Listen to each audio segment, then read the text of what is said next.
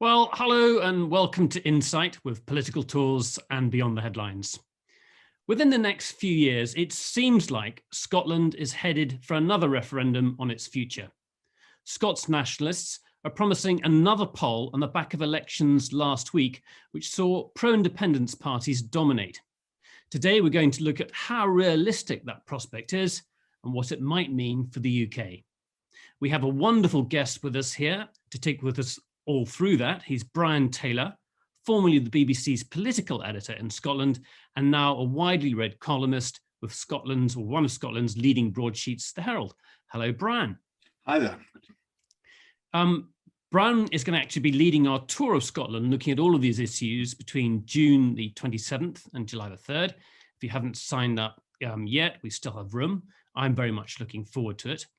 I should also add that, Brian, you've also written 2 books on the Scottish Parliament, and it's there that I'd actually like to start. I think it'd be very helpful just to stand back a bit in order to understand what's happening today and go back and look at how the Parliament was formed, how the devolution process was introduced by Tony Blair's government in the late 1990s. So can you explain, Brian, what was the drive behind that?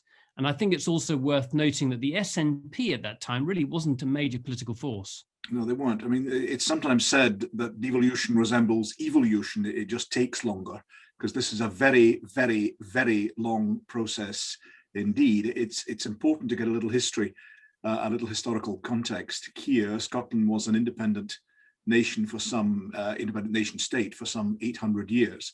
Until the Union of the Parliaments in 1707. There had previously been the Union of Crowns of 1603, when the Scottish king also became the King of England. James VI became James I of England. But it's 1707 that matters. And 1707, I know it seems a long time ago, and it is, but that's a date that still resonates in Scotland. It still counts. I chaired meetings, conferences and discussions in 2007 when the centenary, the tricentenary was being marked, and they were extremely lively discussions indeed, because people were still disputing the nature of the union and its current consequences. Again, I know that sounds strange, but to understand Scottish politics, you need to understand that. The Union of 1707, the Parliaments of Scotland and England merged. The English Parliament vanished, as did the Scottish one, to form a common parliament at Westminster with members from both Scotland and England. Wales, of course, was already part of the English polity. You had a different situation, of course, with regard to Ireland that perhaps we shall leave to one side for now. But people felt at the time the merger was very unpopular with the Scottish people. It was popular, perhaps it was voted for by the Scottish Parliament. So you have 2 views as to the nature of that decision. I promise this will be brief. One, that the people of Scotland voluntarily, the Parliament of Scotland voluntarily subsumed itself within the wider British state in order to gain trading access and access to England's markets. The second, that the members of that Scottish Parliament were bribed to pay off debts that they had acquired during the attempt to set up a colony in Darien in Central America. So you have that, you have the Burns version, a parcel of rogues bought and sold for English gold. You have the version advanced by several key academics now that it was entirely in Scotland's interests. Whatever happened, the Union flourished after a very stumbling start. It flourished and has been maintained for that prolonged period between 1707 and today. But even today, there is a very, very substantial argument indeed in Scotland about the values or otherwise of that union. I think what happened, basically, to cut to the chase, the Scottish identity persisted. It continued to exist post-union. People felt Scottish. Scottish icons of identity were maintained, like the Scots legal system, which is entirely distinct. The Scottish religious system, above all, the Church of Scotland, the Kirk, Reformed Presbyterian Church, was still the official church of Scotland. And so the appurtenances of nationhood were still there. The appurtenances of identity were still there, and they are indeed still there today. And more, increasingly in the last century, really, rather than shorter timescale than that, people began to revive their sense of Scottish identity. They felt Scots more than British. maybe in some cases rather than British. So, But Brian, certainly what for was the it? What Scots. was it? I mean, it was Tony Blair who actually introduced devolution. Yeah. Scotland, Wales got an assembly. I mean, Yeah. there was the peace process in Northern Ireland. There was already Stormont in Northern Ireland, and Scotland got its parliament. What was the thinking? What was Tony Blair's New Labour thinking in the 1990s? It's entirely right that there were these concomitant events elsewhere in the UK, but it is wrong to see these as part of some grand design springing fully formed from the capacious brain of Mr. Blair, particularly with regard to Scotland. It was a response, not an initiative. Now, the reason it was a response, not an initiative, was that people in Scotland felt increasingly Scottish. They wanted Scots. They wanted that represented in their polity. They wanted that represented in the way they were governed. And it was that feeling, that sense, created the SNP, the Scottish National Party, in the first place, a merger of two previous parties in 1934. Obliged Labour under Tony Blair in cohort with the Liberal Democrats to act and create a Scottish Parliament. And at the same time, that same sense of identity all but obliterated the Scottish Conservative and Unionist Party in Scotland. They had been doing extremely well indeed in the middle part of the 20th century, the only party indeed to gain a popular majority in Scotland, 50.1% since universal suffrage. But they fell back, and they fell back because they were adhering strictly and firmly to the Union, and the people of Scotland were moving more towards a degree of self-governance, not necessarily independence, but certainly a degree of self-governance. And that feeling, that common feeling, challenged the Conservatives, brought the SNP into being, and obliged Labour and the Liberal Democrats to act, and they responded with a devolved parliament, a state parliament, sub-state parliament within the UK. And just in terms of sort of political power, that devolved situation, the creation of the parliament, wasn't a threat to Labour, was it? I mean, they dominated the first of 10 years of that parliament. There were some in Labour who were considerably nervous. They were nervous that it would undermine their position as a party seeking GB and UK power. There were others who felt that you could give it to the Scots as a sop and it would never be heard from again. I recall a conversation with one very senior Labour MP, a Labour minister indeed, who said, right, that's it, we don't have to talk about devolution anymore. Boy, was he wrong. George Robertson, the former Secretary of State for Defence, who prior to that had been the Shadow Secretary of State for Scotland, a very fine and talented MP, and later the Secretary General of NATO. George Robertson once said to me in an interview that devolution would kill the SNP stone dead. What they meant was if you gave concessions towards the Scots in terms of sub-state devolution, that there wouldn't be a demand for independence. Occasionally bump into him and ask him, how's that one going, George? I think it was worth sort of going over this because we've got, we have to bear in mind, we've got an audience that is in the States, Australia, and obviously for those people in the UK are probably a bit more familiar with it, but I think it's really worthwhile having gone over that. And one should also add that if you're not so familiar with British politics, Scots politicians still dominate our daily life, within the UK government. It's one thing we shouldn't forget at all. Having said all of that, what happened last week? And why is it so significant? But first of all, they just deal with the results themselves. Okay, what was a surprise? The Scottish Parliament is elected by 79 first-past-the-post constituencies, just as you would at Westminster. That is then topped up by 56 regional list MSPs, party lists, and you get a certain number according to your voting share on that second vote. That second vote is designed as a corrective to the first vote to try and get overall a balance of seats, roughly in keeping with the way the parties have voted. It's a proportional system with the D'Hondt counting method used by many countries around the world. The SNP swept the board in the constituencies, absolutely swept the board. Out of the total number of 73, they took 62 of those seats and 47.7%.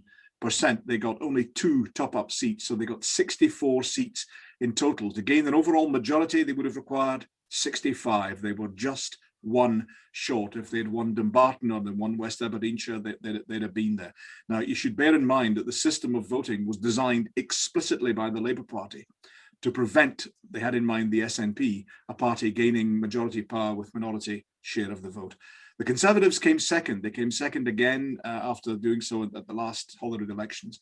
Total seats 31, 5 constituencies, 26 top-up. Labour, who had hoped to overhaul the Conservatives and get back into second place. Remember, Labour used to be it was more apparent than real, but they were very, very dominant in Scottish politics. Labour took a total of 22 seats, 21.6 constituency share, only 2 constituencies, relying on 20 top-ups, shedding share on constituency, shedding share on the region. The Labour Party has fallen back at every single Scottish parliamentary election since the Scottish Parliament was reconvened, the word that was used, in 1999. They have slipped back. The Greens had a good election, relatively speaking, didn't stand in many constituencies, but they got 8.1% of that top-up list vote, and they got 8 seats from that. Lib Dems fell back. They had 5. They've now only got 4.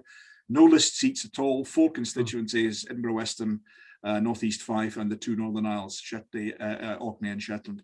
Not a good result for them. They slipped back in voting share. One more to mention: there was a new kid on the block, a new party, Alba. Alba is the Gaelic pronunciation. It means Scotland, Gaelic word for Scotland. Headed by Alex Salmond, the former First Minister and the former leader of the SNP, but now after having some controversy in his own way, standing as the head of the Alba party. They stood on the list only, hoping to get, they said, a super majority for independence. They failed very, very badly indeed, only getting 1.7% of the regional share and no seats whatsoever. And we were just discussing this beforehand, the fact that the SNP have really made huge inroads in places like Glasgow, which was some time back a Labour bastion, and then Dundee as well. These are just incredible. You know, it does seem unbelievable if you're. I mean, you don't in Glasgow, Red Clydeside, where the choice used to be, were you communist or were you Labour? In the 20s and 30s. Glasgow always had a decent, for a long time, had a decent conservative vote as well. It tended to be a unionist vote. It was a working class, like in Northern Ireland, a working class pro-union vote. That has virtually vanished, that vote. They can't really rely on that at all. But Glasgow used to be very, very Labour indeed. You're talking Red Clydeside. Every single constituency in Glasgow last Thursday voted SNP. The 2 Dundee seats voted heavily SNP as well. The SNP took the 3 seats in Aberdeen, and they took nearly every seat in Edinburgh as well, with the exception of Edinburgh Western. It went to the Liberals. But it's Lanarkshire as well. It's urban industrial Lanarkshire voting SNP, urban Ayrshire voting SNP. The SNP really are doing extremely well in Scotland. Now, they didn't get a majority of the popular vote. Scotland is still divided. And what happened really, Nicholas, was you had a polarization of the vote between the largest party advocating independence, that's the SNP, and the largest party advocating the union, that is the Conservative and Unionist Party. And the Tories managed, with a degree of success, as they did at the last election, to corral the pro-unionist votes into voting for them. They said, are you in favour of the union? Well, don't waste your vote on Labour or the Liberal Democrats or whatever, vote Tory. What the Greens managed to do was pick up second votes off the back of that SNP constituency success. That's a really important point, though. So that the electoral system, both that constituency system and then the list system, has given the pro-independence parties a good majority in Parliament. There's, basically as good a majority as they did just before the first referendum in 2014.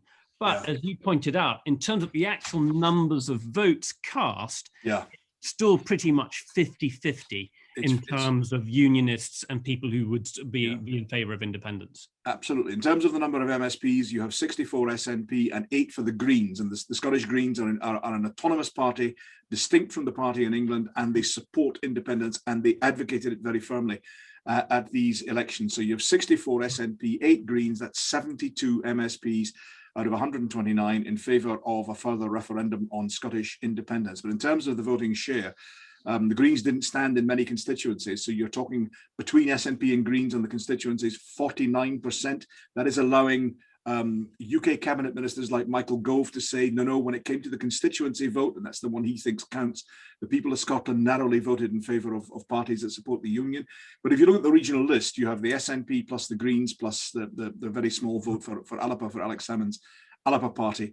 That leads to 50.1%. So a narrow majority for those supporting independence on the regional list. But look, Scotland is divided. Scotland is divided down the middle. Scotland is 50-50 on the question of independence. And when the referendum was held in 2014, Scotland was divided then as well. The vote went to the Union on that occasion. Yeah. What Nicola Sturgeon, so you have an argument really about whether the referendum is valid. Maybe you come on to that, but we can talk about that later. But in terms of, you cannot extrapolate directly from this and say that people will or will not definitely vote for independence. When it comes to that, the voting share, it's 50-50. The question is whether there is a mandate to hold a further referendum. That's what I want to talk to you. I think we're going to come on in a moment, a bit later. We can explore how the situation has evolved, how Scottish identity, how so many people who have sort of begun to swung behind the SNP, how that's happened. Let's talk about that in a bit. But just in terms of holding another referendum, what are the arguments for and against? What is the government in Westminster saying, and what is the legitimacy of holding one or not holding a referendum in the next couple of years? It's important to bear in mind that in the Scotland Act 1998, which established the Parliament, which created devolution, the Scottish Parliament is a creature of Westminster to that extent. That worked by reserving various powers to the centre, to the Union Parliament, and saying by definition all the rest is devolved. So they reserved macrofinance, they reserved the Crown, they reserved exploration of outer space was reserved to Westminster, which was a dreadful setback to the Scottish shuttle programme. They really were put back decades as a consequence of that. But they reserved the Constitution. The Constitution is reserved to Westminster, which means, strictly speaking, Holyrood, the Scottish Parliament, should not hold a binding referendum. They can hold a consultative one, shouldn't hold a binding one. In 2014, David Cameron, then Prime Minister, Alex Salmond, then First Minister, reached a deal to transfer the power temporarily to the Scottish Parliament to hold exactly that binding referendum, with the result that we know. The people of Scotland voted relatively clearly but narrowly in favour of the Union. So what is being argued now by Nicola Sturgeon is do that again, transfer the powers again. Now the UK government are saying, no, not the time to do it, wrong time to do it. You promised, Nicola Sturgeon, like Salmond promised, you said this was a once in a generation decision. Well, this is nothing like a generation. It's only 7 years that have gone by. By the time the referendum might be held, it could only be 10 years. And they also say we're talking about complete challenge from coronavirus and the concomitant economic circumstances. We need to focus on that, focus on recovery. They make that point. Nicola Sturgeon says, yes, we need to focus on recovery, but at the end of that period of recovery, we need to give, the way she always expresses it, we need to allow the people of Scotland to choose their future direction. And whether that future direction is determined by the people of Scotland, she always contrasts that with Boris Johnson, the Prime Minister of the United Kingdom. I think the two arguments that are key. That argument about a generational vote, it was said during 2014 by both Alex Salmond and Nicola Sturgeon that these were the sort of decisions that come along once in a generation. I think on one occasion she said once in a lifetime, but it wasn't in the the prospectus. It was in the debate. Nicola Sturgeon's response to that is yes, but in 2014 the people of Scotland were told that the way to stay within the European Union was to stay within the member state, which was the United Kingdom. Get access to Europe through London, through the member state, which was the United Kingdom. And of course, in 2016, the UK voted to leave the European Union, while the people of Scotland voted by 2-1 to remain. So Nicola Sturgeon argues that this is a material change of circumstance that mandates and merits a further test of opinion in Scotland. The Conservatives really have changed their tone. The Conservative government, UK government, has changed its tone a little. They were very vigorously against a referendum during the campaign. Actually, they could have promised to veto it because, in my view, it resides with Westminster, although that may be tested in the courts. But what they're saying now is not now. Don't talk to us now about this. We want to talk about tackling the coronavirus. We want to talk about the economy. We want to talk about public spending. It's the Queen's speech today at Westminster. We want to set out the programme for recovery. Don't talk to us about this now. They're almost just putting it off, shelving it, putting it to one side. But I get the impression that I think they are preparing for initiatives to try and counter a referendum if and when it comes. Nicola Sturgeon says it is a question of when, not if. I was reading comments by Kieran Martin, who helped negotiate the terms of the previous referendum on behalf of the UK government. He's now a professor at the Blavatnik School of Government in Oxford. And he said that a refusal to have a referendum would, quote, transform the union from one based on consent, Yes. one based on force of law. Yes. And also you'll see various other commentaries, and this is a fairly obvious comment to make. So long as this situation continues, yes, the SNP is going to say, look, this is being forced upon us. Well, clearly we do have a majority of elected representatives who are in favor of the referendum, and so long, this is proof that Westminster is denying us our democratic right.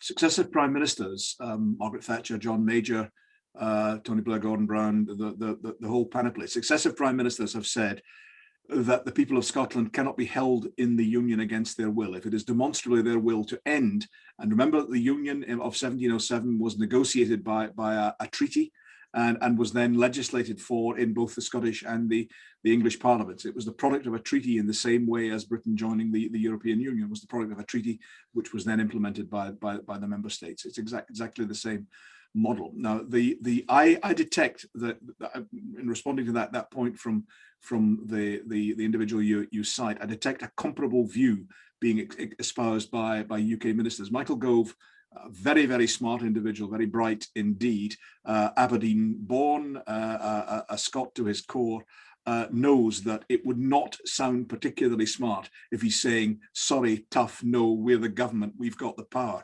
He was asked repeatedly whether he thought this should be tested in the UK Supreme Court, and he just got round it. He said, it's not the time to talk about that. I'm not a lawyer. I don't, and it was just everything to avoid making that point. Why? Because he doesn't want to give a legalistic, deterministic answer. He wants to give an answer that's based upon momentum, based upon an appeal to the self-interest of the people of Scotland and the common interest of the peoples of the UK. So Brian, it really looks like that the Conservative government is essentially playing for time, a time at which they can hold the referendum and really have some certainty of winning. But it's a gamble, isn't it? Because how long do you hold it off for? I think they're just simply playing for time, full stop. I don't think they necessarily have a scenario in mind as to when the referendum might happen. I think they perhaps hope that something will turn up. In Macmillan's events, the Aboy events, I think, but in the meantime, they will do two things. They will counter the SNP demands for a referendum by using the points that we've mentioned, that it was meant to be generational, that now is not the time, that you have coronavirus, you have the economy, all of these. They will also at the same time mount an initiative, and we can expect this in the coming weeks and months, an initiative to stress the clout of the UK government and to stress its continuing influence in Scotland. Not just in areas like defence and foreign affairs where we might expect it, but also in offering to assist in things like health waiting lists, mental health waiting lists, promoting Scotland's fine universities, when they are exceptionally fine, promoting Scotland's fine universities across the world. Now, the SNP, Scottish Government, are suspicious of this. They think it is a power grab. They think it is a post-withdrawal, post-Brexit. They think it is a power grab. It's a way of the UK taking really powers that have been devolved to the Scottish Parliament. No, says Mr. Gove, it's nothing to do with that. It's about help and cooperation. It's a bit of both. It's a little bit of a power grab, but it certainly is about stressing, as Michael Gove and the Prime Minister regularly say, Scotland has two parliaments, the Scottish Parliament and the Union Parliament, and both of those are salient in Scottish political and daily life. And I think this is now where we get into the arguments about the union, the arguments for independence and against independence. I'd love to start getting people's questions in now, so please start putting your questions in the Q&A box, which is maybe on the bottom right-hand side of your screen. I was struck by an article last week written by Tory grandee, former Conservative Party leader William Hague, who wrote in the Times that in 1814, Metternich remarked that Italy is only a geographical expression in the absence of a unifying state or national identity. Now we are a hair's breadth from the same thing being said of Great Britain. Wow. And then he went on to make a series of proposals of ideas of how you would, basically increase British identity, and essentially saying we have to ensure that a teenager in Glasgow, Swansea, Belfast, or Birmingham can each look at our country and say, I want to be part of that. And that's the problem, isn't it? That essentially this SNP have been making very good arguments as to why you might want to be different from Westminster, why you should break away, why you shouldn't have Tory dominated England dominating the socially democratic heartland of Scotland. And so far, unionism really hasn't been able to counter much of that. So I'd love you to get into some of these arguments. We can talk about the failing unionism and also the arguments that the Scots have. And we've got tons of questions we can ask here. And I want to get questions coming in as well. The SNP, the Scottish government, they are extremely irritating to their unionist counterparts, because it's occasionally said that they pick endless fights with London. They do exactly the contrary. They do precisely the contrary. They have worked out that the people of Scotland are not in a quasi-revolutionary mood. They simply want, like anyone else, to have governance which is in line with their interests and which promotes their interests. So the SNP have taken a quite deliberate strategy to govern as far as they can and as far as they see it, moderately, sensibly, and above all consensually, where they can, within the devolved powers, while simultaneously saying, oh, if only we had independence. Just think how much fun. Just think, we can do so much with the current powers. If we had the powers of a normal state, as they always describe it, then we could go that further. So it's not about picking a fight. And the really intriguing thing about the independence offer in Scotland is a mature, relatively prosperous West European democracy with an ancient history, as I said, 800 years as a sovereign state, and distinctive languages, distinctive culture, distinctive religion, the whole bit. It's got the whole panoply. It currently chooses not to be a state. It currently chooses to be part of a wider state. What the SNP are offering is confidence. What the independence offer in Scotland is predicated upon confidence. It's not predicated upon fleeing from an oppressor or escaping tyranny of some form, religious, civil, military, whatever. It's not like that. It's not like some other independence offers that would like flight. It's about, if you like, taking back control, to use exactly the phrase that was used by the Leave campaign in Brexit. Now, the counter argument to that, those who support the union, says you can have these devolved powers. You can determine your own choices on education, health, the justice system, the criminal law, etc., etc., etc. But you can remain part of that wider polity, and you can have what they constantly use the phrase, the broad shoulders of the United Kingdom on your side. That is the choice that confronts the people of Scotland, and that is the choice that currently has them voting pretty well 50-50 on whenever they're given the chance. Okay, let's get into this in more detail. We've got some great questions coming through. I'm going to start with Richard Murphy, who I can see on my screen. Just say where you are when you ask your questions. Go ahead, Richard. Okay, yeah, Richard Murphy, down in Hampshire, but married to a Scot and with lots of relatives up there. And just really asking about the age split of support for independence and how that might affect things as what I perceive as quite unionist older group, or die off, to be honest. But how do you see that panning out? Richard, thank you very much for your question, and welcome to the webinar. Good to hear from you. Yes, you're right that it tends to be. I mean, there are some older citizens who are extremely zealous for independence, but the cohort tends to be among the younger group. Intriguingly, there was some suggestions that it wasn't among the youngest group. You know, we now have 16-year-olds voting in Scotland, and it was intriguingly suggested that on one occasion previously that they might not be quite as zealous. That the real zealous ones are the 20s and 30s. But you're right, the older ones who are perhaps see the icons of UK identity, such as I don't know, the NHS, the armed forces, etc., are perhaps more inclined towards the union, and they're also perhaps more anxious about such matters as pension provision and the economy. It does tend to be that the younger ones are voting more towards the SNP. But when the SNP are getting 64 seats, out of 129, that they're doing something right across all of the age groups in terms of winning support, rather than they're getting 47.7% of the constituency vote. That they're appealing pretty broadly, and their opponents are aware of that. But you're absolutely right. It does tend to be the younger citizens who are going more for independence. Okay, let's bring in Sandip. I can see Sandip in front of you. Go ahead, Sandip. My question is about the number of nations that really exist in the United Kingdom. I read an interesting article suggesting that there were at least 5 nations in the United Kingdom: English, Welsh, Northern Irish, Scottish, and British. And what could happen if Scotland becomes independent is that the British identity of those people who feel themselves to be British or Scottish and British will be ripped away. I'd be interested in your thoughts on that. That's a really astute question, a really acute question as well. There's a scale done that in regularly in Scotland that tracks: do you feel Scottish rather than British, Scottish more than British, equally Scottish and British, etc., going on like that. And the default position is Scottish more than British, with a fair chunk Scottish rather than British. I am really intrigued by identity south of the border as well. I think that there has been, I think what's happened in among the good and sensible people of England in the last few years or even decades has been a questioning about identity, a question mark raised over identity.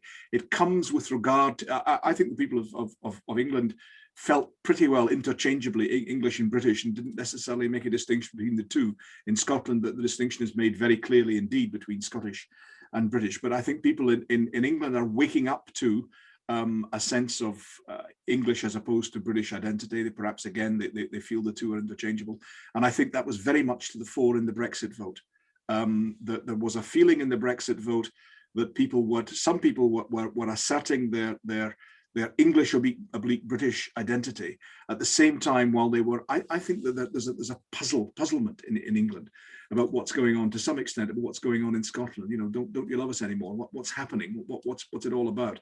It's important to stress that in my view, it is not remotely in the serious reaches of the SNP and anti-English sentiment. It's about Scottish and Scots identity. It's about Scottish and Scots decision making. But I do think that identity question is very substantial and growing. It's been incoherent and imprecise in England, but I think it's growing as a factor. I'm just going to bring in a thought here. There was a book written by Michael Keating that talks about Britain's identity, and he talked about an identity shaped by empire and the welfare state. Now, those are sort of two concepts that I get. But Brexit pushed or prompted those sort of more centrist unionists to the nationalist camp. Is that a fair comment? I think that's a very fair comment. Michael's an extremely sharp analyst of Scottish and UK matters. Tom Devine wrote a book called Scotland's Empire as well, Professor Sir Tom Devine, on precisely that subject, saying that Scotland bought into or many Scots bought into the union deal because, frankly, they were running the union. They were running to a large extent the empire, and with the decline of that, and with perhaps the decline in relevance of some of the icons of statehood, such as the welfare state and the military, that perhaps it was seen in a different way in Scotland. I think that's a very, very astute guide indeed. And but the UK government, they're not trying. There was some attempt to recreate and reestablish the icons of union, such as the monarchy and the military, but they know that wouldn't really work. You have to appeal more directly in Scotland to the interests, the day-to-day interests of the people of Scotland. Hence the new initiative. That issue, as I say, we're expecting in the next few weeks and months. There are some Tories north of the border who think the Prime Minister should have gone on with it and come away with these sort of ideas before the election rather than after. But that's a judgment for the Conservatives to make. There's a new Queen's speech coming up, new opening of Parliament. Yep. That's expected to include identity cards or some forms of identity, which is going to be, from my point of view, I don't quite understand how it's a rallying cause, but I suppose they're following the Republican example of trying to possibly exclude voters from poorer areas. Yeah, that's certainly the accusation they're facing. it doesn't seem to be a great electoral winner, particularly north of the border. No. Let's bring it off the back of that thought. Simon Jackson, you've got a question, and then I want to take Sir Harold Walker straight after that. So Simon first, and then Hookie Walker. Go ahead, Simon. You said that the government is essentially playing for time. Does Boris have a strategy beyond attempting to ensure that the death of the Union is inscribed on somebody else's political tombstone? Okay, let's hold for 1 second there. I want to take Sir Harold Walker's question as well at the same time, so we get sort of two off the back of each other. Of course, thank you. Go ahead, Hookie. Like Richard Murphy, I'm married to a Scot, but I don't know that has much bearing on my thought, although I'm sentimental about the union of a diverse Britain over history. My question is quite simple. There are lots of Scots living abroad, in fact, an incredible number of Scots living abroad, and if you meet them, they haven't ceased to be Scots. And they write to places like the Daily Telegraph saying, why can't I have a vote? My question is, do they have any say in the matter, and could they if they mobilise? Okay, so let's deal with those questions in whichever way you want. Excellent questions, both. Let's take the second one perhaps first. It's been suggested a number of times that the Scottish diaspora, as it's occasionally called, should be able to vote on the question of independence. I think there would be practical difficulties. You know, how would you define someone as being Scots? Would it be a question of descent? Would it be a question of birth? Because it's very important to understand that the vote that is taken in Scotland is by no means based upon birth or origin. It's based upon, like everywhere else, based upon residence. And so I think it would be difficult to do in practice. The only influence perhaps that the Scots abroad might have would be to lobby and persuade and cajole those who are currently living in Scotland and have a vote, that perhaps they either would welcome them to join an independent Scotland. There are some who would do that, or as the ones you mentioned, would be aghast at the prospect. With regard to the question about what Boris Johnson's strategy is, I was very, very amused by that question, for which many thanks. There is a previous Prime Minister, I will not name who it was, but there was a previous Prime Minister who once told me in a conversation that he had no intention of being the George III of contemporary politics. And of course he was referring to the loss of a certain colony, as I think he put it rather drolly at the time. And so this is being taken exceptionally seriously by the UK government and by the apparatus of the UK state. How would it not be? You're talking here about the dismantling of the elements of the UK state and the weakening of the UK government. There are some in the upper reaches of UK governance who have a concern beyond the disappearance of the 300-year-old union. They're concerned that it might send a signal to the world of a decline in Britain's power and influence. There were some who expressed to me at the time of 2014, very senior individuals who expressed to me at the time of 2014 that they were concerned that Britain could lose its membership, its membership of the United Nations core organization. There were some that felt that it could be a question mark over NATO, but although the SNP have subsequently changed and are now in favor of NATO membership, but they felt just generally it would undermine Britain's standing around the world. I'll tell you a daft little story. I was talking to a very senior Foreign Office Mandarin. I said to him, of all the UK organizations, you know, the departments in Whitehall, etc., the ones that strike me as really getting devolution, understanding it and working with it are the Crown. The Queen and her advisors are very, very sharp on giving Scotland, the Scottish Parliament, its status, and the other one's the Foreign Office. And he said to me, yes, we're used to dealing with troublesome colonies. And I thought it with a dry Mandarin grin. I thought it was excellent. I think this brings us to the point where we actually talk about what that means if you were to have a breakup of the United Kingdom, negotiated breakup. You know, what are the difficulties of, you know, these are things that you have to consider, and also membership. If you become a member of the European Union, that hard border on the River Tweed. You know, what are the implications of that? So let's bring in Marty Ryan, who's got a question that sort of fits into that context. So go ahead, Marty, say where you are.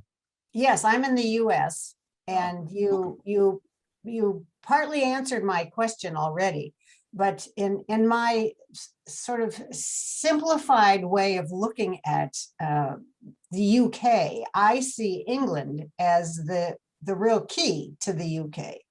And so my question is what does England lose if Scotland becomes independent? It's a terrific question, and it actually resonates with me because a couple of decades ago, when this sort of argument really got going quite seriously, there were a number of conservatives who, mostly privately but occasionally publicly, were inclined to say, let the Scots, or occasionally they even used the pejorative phrase, let the Jocks go, and we'll govern England forever. Well, it might be the case, that certainly had been the case during that period, that the Scots were turning against the Conservatives because the Conservatives were turning against self-governance. The Conservatives lost every single seat in Scotland in 1997. And bear in mind, that was from a position where they used to have 20, 30 plus constituencies in Scotland. They had on one occasion in 1955 a majority of the popular vote. So it was a big falling off.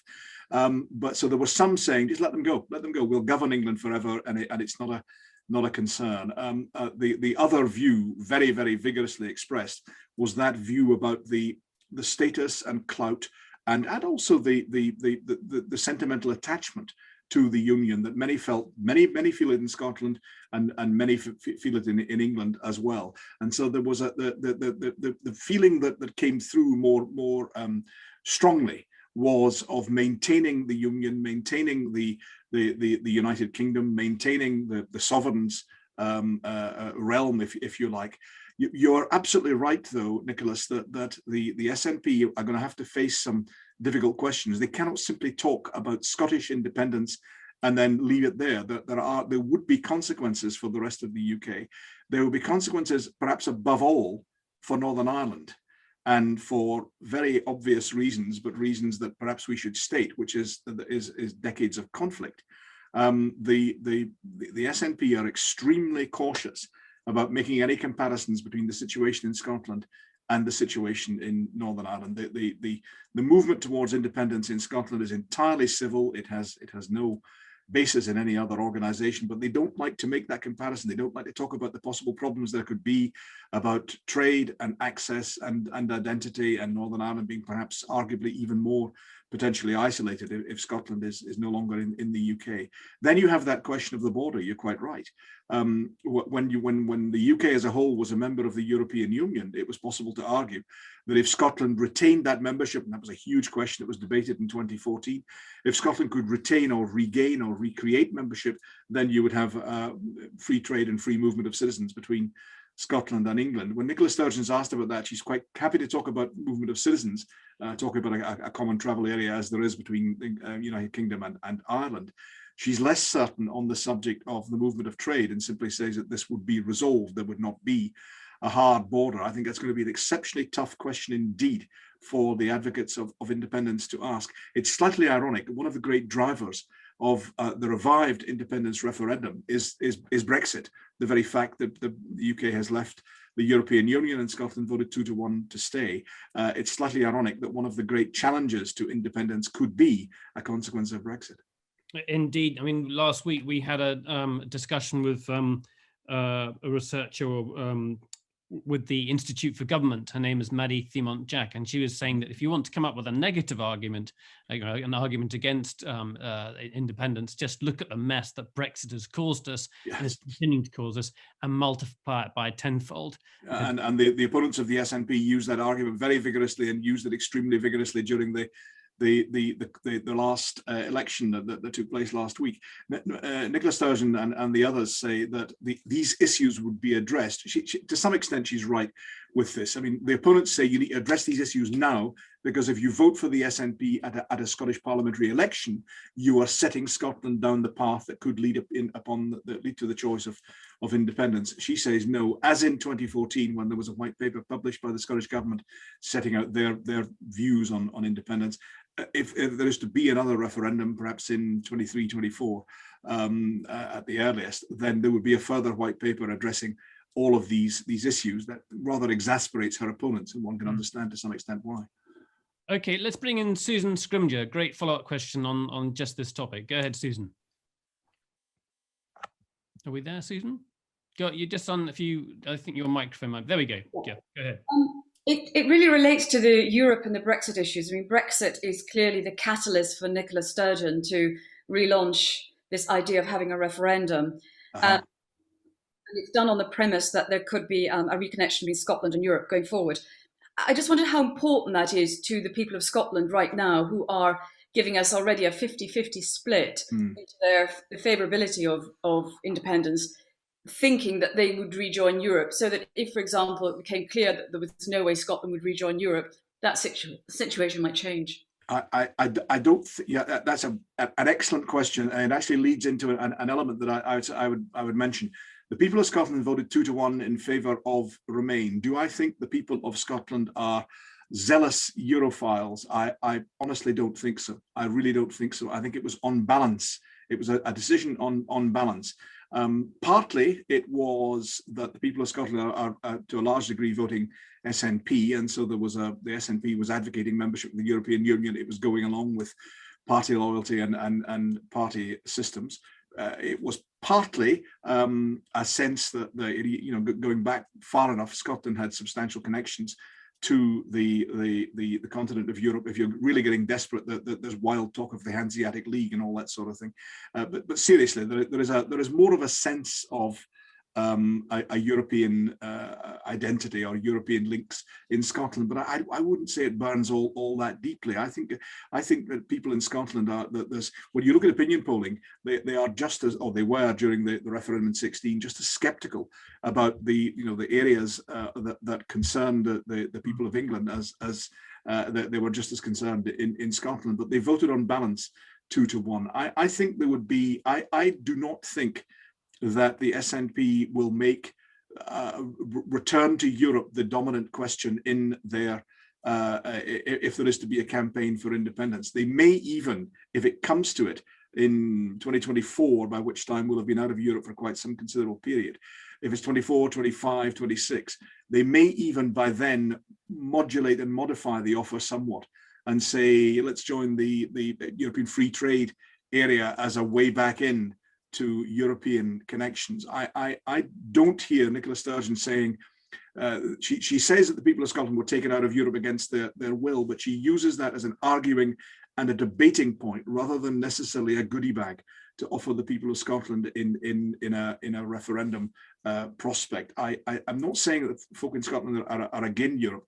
I just don't think they burn with desire to return to the European embrace in quite the way that perhaps the people think. One other reason for people of Scotland voting a different way is just simply to be different. It's just simply to be perverse, to vote a different way from England, to stand up, if you like, for a different perspective. I don't want to play it down too much. The people of Scotland voted 2-1 in favour of the European Union. That's absolutely true. Right. I just don't think it's a defining characteristic, and wouldn't necessarily be the settling characteristic either. I think it's fascinating because for so many other small nations in Europe, the EU has been a great source of funds and has proven transitional in terms of their economies. It's given them, huge amounts of infrastructure, a huge boost. So you can see that attraction. But I can see how politically it's cleverer.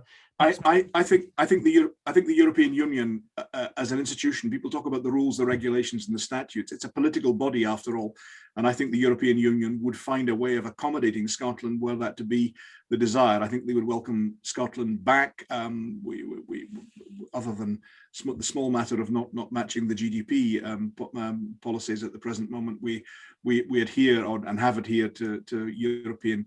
The European rules, and also if you look at Scotland, we've got all the whiskey, all the fish, and all the oil. What's not to like? Well, we've got lots more questions, and I'm afraid we're not going to get through them all. But let's turn to Laura Hamilton, who's got a question that I like. Go ahead, Laura.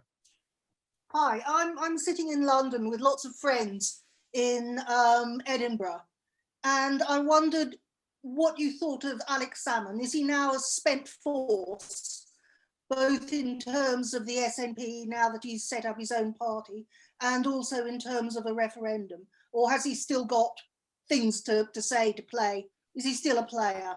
he would say himself that the Alapa campaign stressed the need for a supermajority beyond the SNP, stressed the advantages of there being another party exploiting, if you like, the list system, and stressed the fact that there can be alternative routes to independence. I look at that, I hear that, but I also look at the figure that he got 1.7, his party got 1.7% of the popular vote on the list, having stood in each of the regions.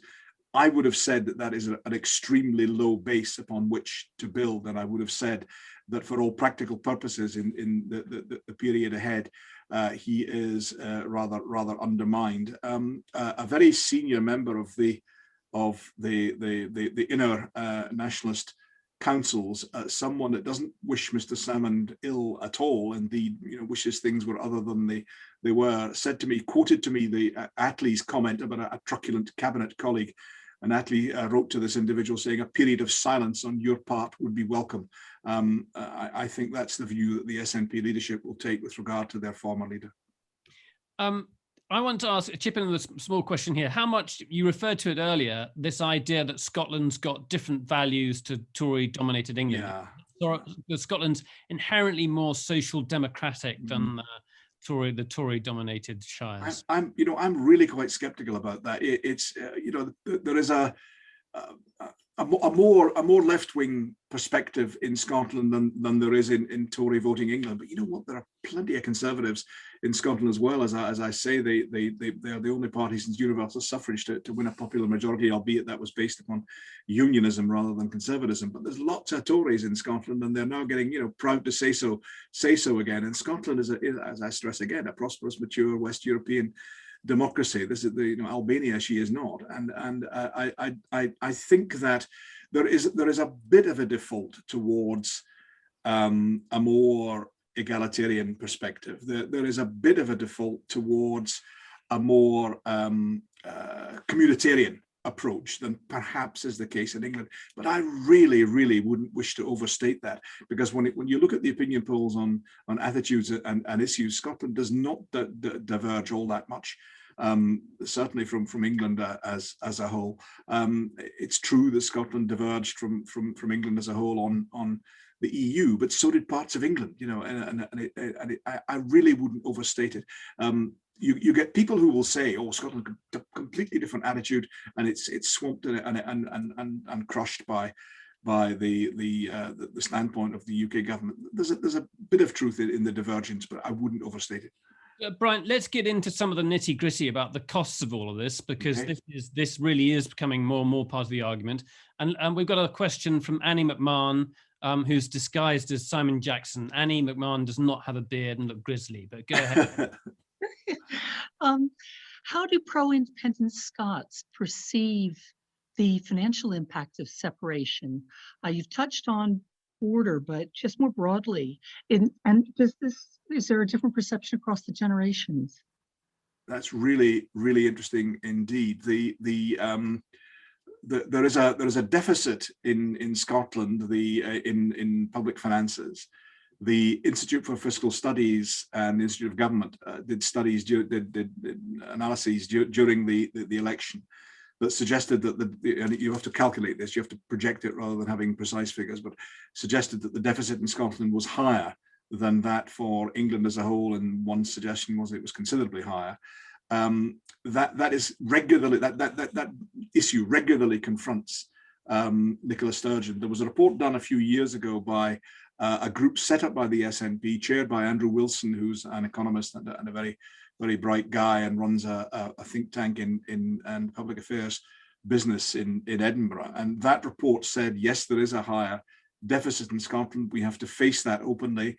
It then said you can tackle that by using the powers of independence, like small nations like Norway and Denmark have done, and they suggested ways in which these things could be done to bring about a transformation in Scotland's economy. The basic argument being that the economic policies of the UK are done primarily to benefit England and the southeast of England in particular. Now, whether you accept that or not, whether you counter that or not, it is the case. It would seem to be the case. It would seem to be generally accepted, although the SNP are rather unhappy when talking about it, that there would be a higher deficit among an independent Scotland. So you then come down to a question of faith and trust.